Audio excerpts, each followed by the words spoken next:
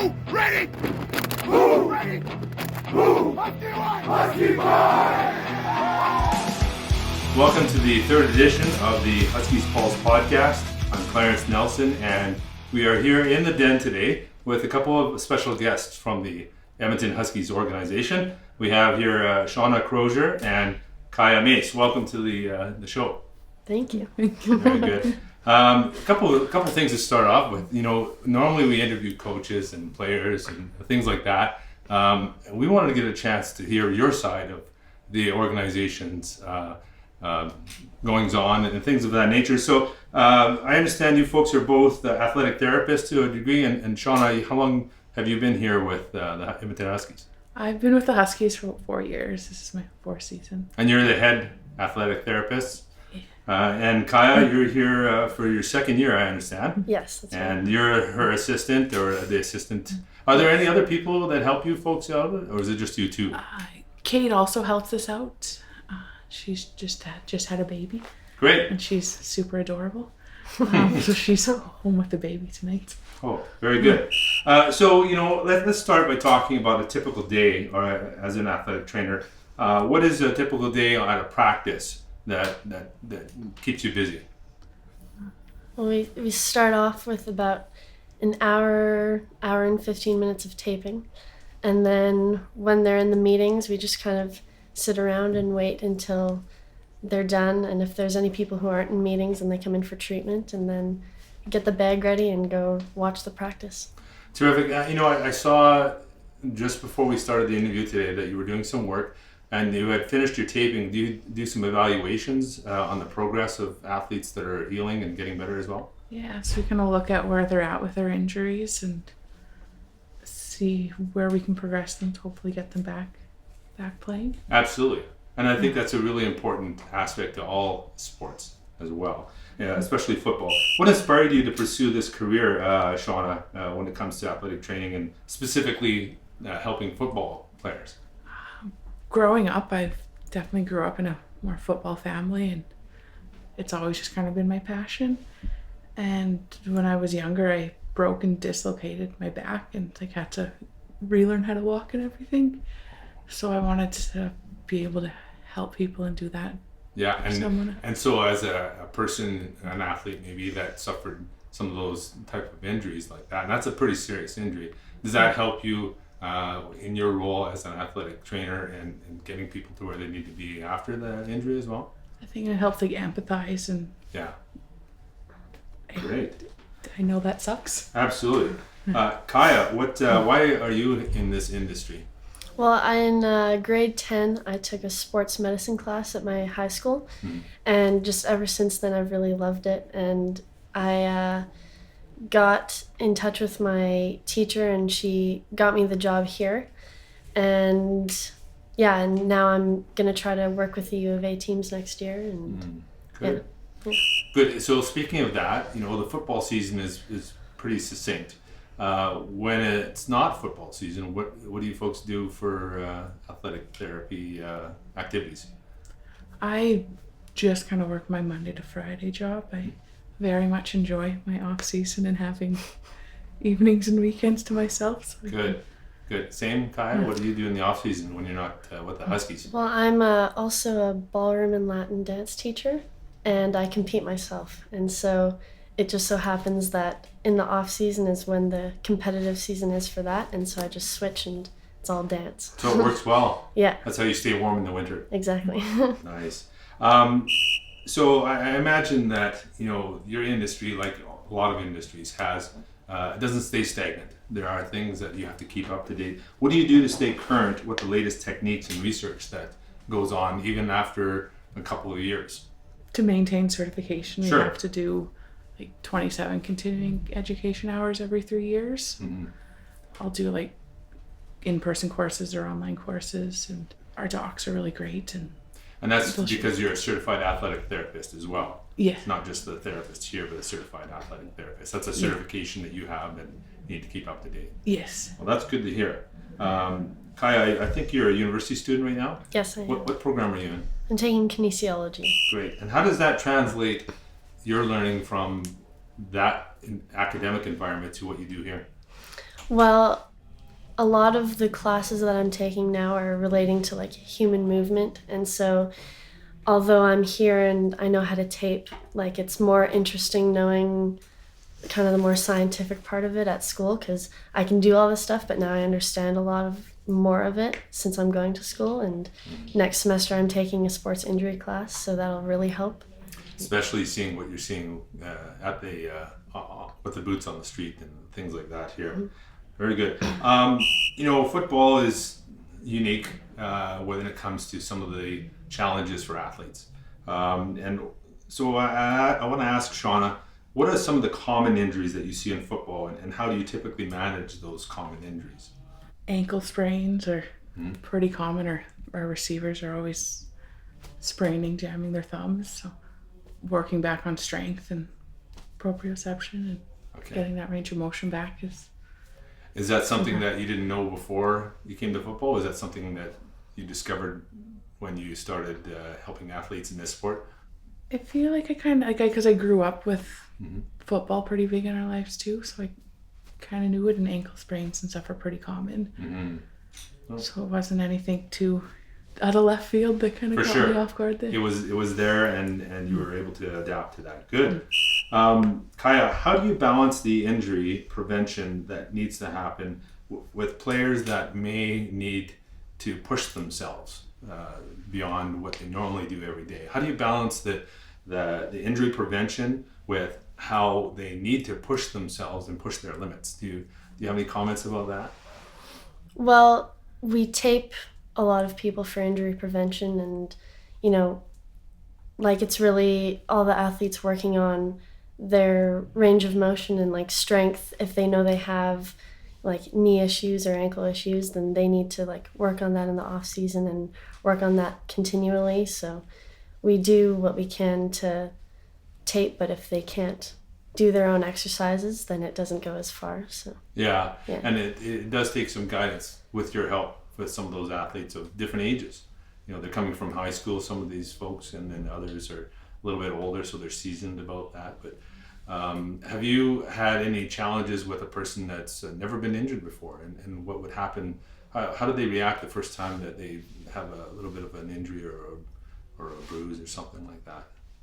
I feel like at this age, if they've played football for this long, it's kind of uncommon, right, in this team at least, for them to not have some sort of injury. But there's some people who have never had a concussion before, and so if they get a concussion, then it really scares them, and you kind of have to like let them know it's going to be okay. And we have a step-by-step process to go through, and so that's probably the more common thing that you see that people have never had before. And those don't just happen in football. We're talking injuries, the ankle sprains, the fingers. Basketball players, same sort of situation. Soccer players can get concussions, all that stuff. And from what I've seen from this crew this year, we have athletes that are playing multiple sports, so they're bringing with them some things that happened in other parts of their life and other times of the year outside the football season. So let's pretend that you are at a game, and walk us through a situation where you're called onto the field to help a player that's taken a knee. What are those steps that you take to make sure that things are okay? Try to see what's going on and see if it's safe for them to make it off the sideline, if it's something we need to get a couple players to help us carry them off, or if we can walk ourselves off, or if it's a cramp because it's super hot or anything, can we need to just manage there? For sure. Kind of assess, see if we try to get off the field if we can, because no one wants to sit there and watch someone on the field. Precious, so you spoke about concussion, Kaya. How do you approach concussion management, and more importantly, not just manage it, but how do you bring those players back into action? Well, there's a concussion protocol, which is like minimum 6 days for them to go through to make sure that they're good to go. Like it can be as early as the next game. So the first 24 hours is just like complete rest, do nothing, like avoid screens and driving and all that. And then like each day, if they have no symptoms, then they can do light aerobic activity, and then if they don't get any symptoms from that, then they move on to the next step. And as soon as they get symptoms from anything that you give them, then they take the rest for the rest of that day, and then the next day start again with that same step you were on. So yeah. So is it fair to say that it can change depending on the athlete and their testing before and after? Do you folks do baseline testing at the beginning of the season? Tell me a little bit about that. Just super fun for, I'm sure, the players and everyone who has to come. But we did like the SCAT 6, so we run through with all the players. So it has like memory, concentration, balance, like recall, and all the fun stuff everyone's so happy to do. And when was that implemented at the Huskies program, or has it been for a while? I know the whole time I've been here we've done it. And has it changed over time in your industry? Have they improved or made changes to it based on previous experience? Yeah, they get together every few years and update. And who's they? The kind of everyone like in the world will get together, so it's a big in your profession big conference. Yeah, good. And they share experiences and they get better from there. That's terrific. Now we've been talking about injuries that are physical primarily, but sometimes there are psychological aspects to injury recovery. How do you handle those situations where somebody is getting better physically, but psychologically there's challenges to them returning to play? Have you ever seen or experienced any of that? That's probably the hardest part in returning to play, especially if like they were hurt here. So like slowly trying to reintroduce like the mechanism of injury there and show them that they are strong enough, they are physically ready, and then hopefully build them up that. Have you had situations where athletes are not quite ready, but they think they are? And how would you manage something like that? Sometimes even just having them try it to see that they actually can't do it, but in that controlled environment where they're not going to get re-injured, but highlight that kind of weakness area where it shows them that maybe I'm not as ready as I thought I was. Good. In every industry, including yours, I imagine there are some misconceptions that people think what you can and can't do, or what an athletic therapist is supposed to do. What can you share any of those misconceptions that you might have heard or seen or experienced in your profession that you either do or don't do? Like everyone's like, oh, you just tape ankles, and I feel like that's a big one. Yeah. But we can do a lot more than just tape ankles. We can assess the injuries, progress back into play. And what about nutrition? What is nutrition? How important is nutrition in the prevention of injuries and maybe even helping recovery? It's definitely very important. We touch a little bit on nutrition, but it's definitely something I feel more comfortable referring out for like a full nutrition plan. But most of the guys are pretty good at keeping on, but you can definitely tell if all you're eating is Cheetos, you're not gonna recover and play at the level. Yeah. And so have you seen evidence in your experience with these athletes and others that nutrition has helped them prevent injuries and help them even just recover from a game day or anything like that? How important is that? It's definitely important, even with like the heat, and because I think we've had games where it's plus 40 something like on turf. And how would you recommend an athlete going into that situation, whether it be something like plus 30, 40 on the field? What would you recommend for athletes to do way before they even get on the field? So before, like, make sure you're hydrating and like electrolytes, everything before, like even days before. Yeah. Because if you try to do it on the field, it's too late. Your body can't really absorb and get that into you. What do you have in place that helps manage an actual injury where they need to go to the hospital? Like, we have like spine board and everything here. We have the trauma kit, which we hope to never need, but if we need it, it's there. Yeah, and it's reassuring that you don't need it very often, but it's something you'd prefer to have it and not need it than need it and not have it. So that's good to hear. When it comes to football safety regulations, How involved are you folks in helping develop those regulations and changing the rules? Over time, there's been some changes to how players can make contact on the field. In fact, there's safe contact requirements for coaches and things of that nature.